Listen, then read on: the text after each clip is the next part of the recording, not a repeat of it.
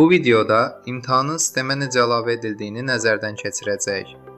Əvvəlcədən hazırladığımız testi imtahana çevirmək üçün ilk olaraq imtahanlar bölməsinə daxil oluruq və imtahan yaraq düyməsinə klik edirik. Açılan pəncərədə ilk addım olaraq imtahanın hansı sinif üçün nəzərdə tutulduğunu seçirik. Növbəti mərhələdə istifadə edəcəyimiz testi seçirik. Daha sonra imtahanın başlama və bitmə vaxtlarını təyin edirik. Bu mərhələdə vaxtın düzgün qurulması xüsusi əhəmiyyət daşıyır.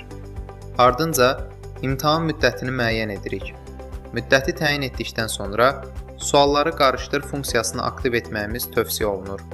Bu, şagirdlər arasında eyni sualların eyni ardıcıllıqla düşməsinin qarşısını alır.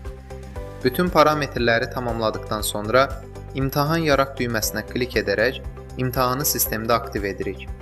Yaradılmış imtahanı PDF formatında yadda saxlamaq, həmçinin sualların sıralanmasını istədiyimiz kimi dəyişmək mümkündür.